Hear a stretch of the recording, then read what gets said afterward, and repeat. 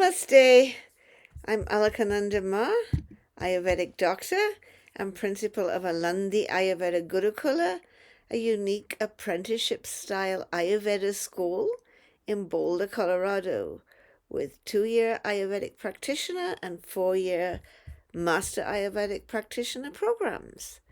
Today, let's talk about one of my favorite herbs. I often call licorice the multi-talented herb, since it does everything from fight viruses to building bones.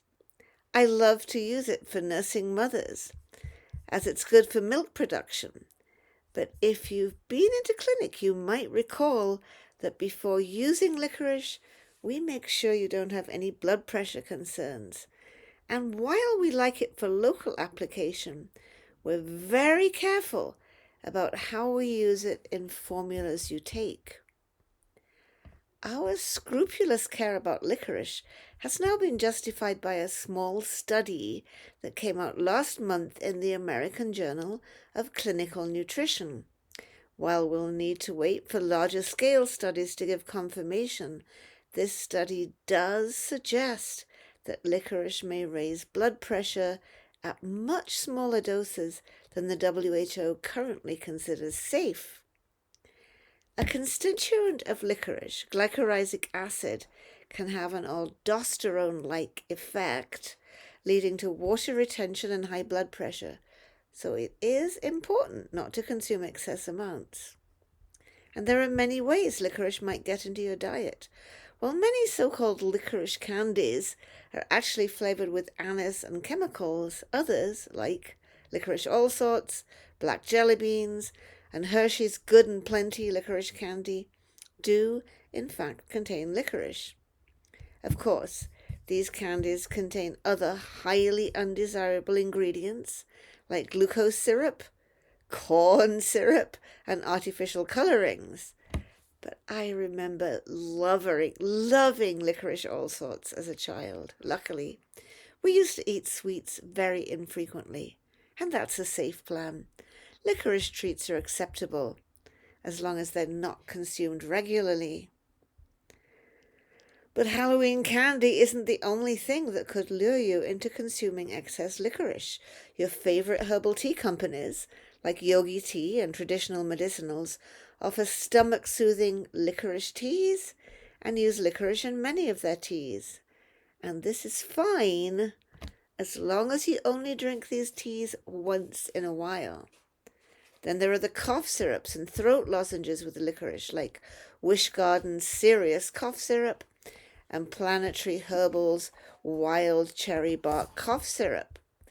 If you don't suffer with high blood pressure and aren't taking a thiazide diuretic, a water pill, it's probably fine to use these products for a short while. But it's best not to use them every day for a chronic cough. At Alandi, we have a special way of making herbal formulas. Because we combine 7 to 9 herbs in the same formula, you end up taking a tiny amount of any one herb. The synergistic effects of the combination lets you receive the medicinal benefit while avoiding unwanted side effects. There's a similar process used in our tinctures as well. You get a tiny amount of licorice in an Alandi tincture that has licorice. At the same time, we do avoid adding licorice to your formula if you have blood pressure concerns, just to be on the safe side. And if there is licorice in your formula, or an Alandi tincture you're taking, make sure you don't introduce licorice from other sources as well. I love licorice, my multi-talented herbal ally, but I use it very carefully and advise you to be mindful of your overall licorice consumption from various sources.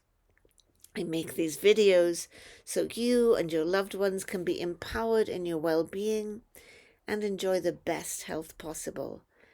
And if you've ever thought you'd like to learn more about healing with Ayurveda for yourself and others, I'd love to talk to you about our practitioner program and our Master Ayurvedic Practitioner program. And you can contact us via our website in the description to get more information. That's it for this week. See you next week.